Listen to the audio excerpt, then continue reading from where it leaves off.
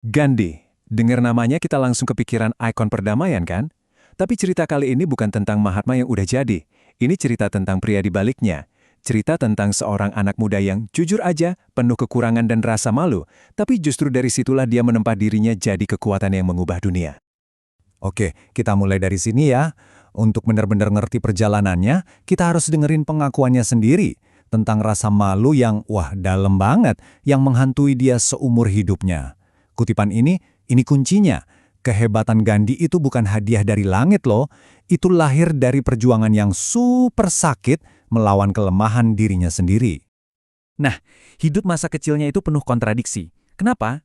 Karena dia dibentuk oleh dua kekuatan yang luar biasa kuat, tapi juga sangat bertolak belakang, yaitu ayah dan ibunya.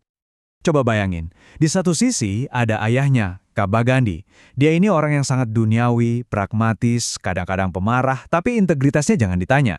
Nah, di sisi lain ada ibunya, Putlibai. Ibunya ini, wah, kayak gambaran kesucian gitu. Religius banget, disiplin spiritualnya ekstrim. Jadi kebayangkan, dua dunia yang beda banget ini, politik praktis sama pengabdian spiritual, bertemu dan berbenturan di dalam diri seorang anak muda. Dan di tengah-tengah semua itu, dia didorong masuk ke sebuah tradisi yang nantinya bakal dia kritik habis-habisan, pernikahan anak. Umur 13 tahun, dia dinikahin sama Kasturbai. Ini bukan pilihan dia sama sekali. Ini cuma kebiasaan yang dia sendiri bilang kejam, sebuah beban berat yang ditaruh gitu aja di pundak seorang anak. Dan jangan pikir dia suami yang sempurna ya, jauh banget dari itu. Dia sendiri ngaku kalau dia itu suami yang pencemburu dan penuh nafsu. Dia terobsesi banget buat ngontrol dan ngedidik Kasturbai, istrinya yang waktu itu belum bisa baca tulis.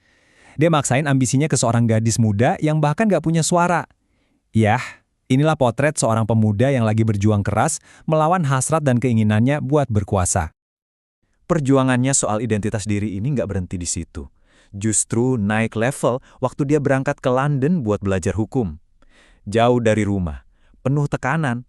Tapi justru di sanalah dia seakan dipaksa untuk benar-benar nemuin siapa dirinya yang sebenarnya. Biar dapat izin dari ibunya yang khawatir banget, dia sampai harus bersumpah. Sumpah suci. Nggak bakal nyentuh daging, alkohol, dan wanita.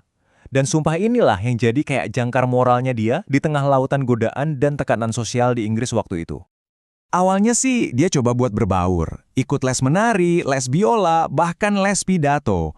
Pokoknya usaha keras banget biar jadi pria Inggris sejati. Tapi lama-lama dia ngerasa semua itu dangkal banget. Dia cepet sadar kalau usaha buat niru-niru orang lain ini cuma jalan buntu, buang-buang waktu dan uang aja. Tapi di balik semua usahanya itu, ada rasa malu yang benar-benar melumpuhkan. Ada satu cerita, di pertemuan komunitas vegetarian, dia coba mau bacain pidato yang udah dia tulis. Tapi begitu di depan, dia langsung freeze, membeku. Rasa malunya itu gede banget sampai nggak ada satu kata pun yang bisa keluar. Pengalaman ini bikin dia sedih banget sama ketidakmampuannya itu. Nah, titik baliknya datang di sebuah restoran mewah. Ada temennya yang maksa dia buat makan daging. Waktu Gandhi nolak karena sumpahnya itu, temennya ini marah besar. Dia sampai diusir karena dianggap terlalu canggung. Bayangin, dipermalukan kayak gitu. Tapi justru disitulah, momen itu, Gandhi berhenti mencoba jadi orang lain. Dia mulai menemukan kekuatan justru dengan berpegang teguh pada prinsipnya sendiri. Oke, dari sinilah kita masuk ke inti ceritanya. Gandhi mulai melakukan sesuatu yang dia sebut eksperimen dengan kebenaran. Ini keren banget sih. Dia mengubah momen-momen kegagalan dan rasa malu pribadinya yang paling dalam jadi fondasi filosofi yang nantinya bakal menginspirasi jutaan orang. Cerita ini mungkin yang paling menyakitkan dari semuanya. Jadi di malam ayahnya meninggal, Gandhi yang waktu itu masih remaja, ninggalin ayahnya yang lagi sekarat. Kenapa? Karena seperti pengakuannya, nafsu hewani untuk bersama istrinya. Cuma beberapa menit setelah dia pergi, ayahnya meninggal. Gandhi nggak pernah bisa maafin dirinya sendiri. Dia menyebut momen itu rasa malu ganda, noda yang nggak akan pernah hilang dari ingatannya. Tapi luar biasanya, justru dari kegagalan inilah lahir sebuah kekuatan. Rasa malu yang begitu dalam itu, dia tempa jadi komitmen seumur hidup pada Brahmacharya, atau pengendalian diri total. Jadi ini bukan lagi sekedar teori abstrak kan? Ini adalah respon langsung dari luka pribadinya yang paling dalam. Ada eksperimen lain, kali ini dari tindakan mencuri. Waktu remaja, dia pernah nyuri sedikit emas, dan setelah itu rasa bersalahnya luar biasa. Karena nggak berani ngomong langsung, dia nulis surat pengakuan dosa dan ngasih ke ayahnya. Udah siap deh, nerima hukuman paling berat sekalipun. Tapi apa yang terjadi? Ayahnya nggak marah sama sekali. Ayahnya malah menangis. Air mata itulah yang Gandhi sebut tetesan mutiara cinta, yang ngajarin dia pelajaran paling berharga tentang satya atau kebenaran. Dia jadi sadar, kebenaran yang diakui dengan tulus itu punya kekuatan buat membersihkan dan menyembuhkan, bukan buat menghukum. Bertahun-tahun kemudian, eksperimennya ini pindah arena, dari ranah pribadi ke ranah publik.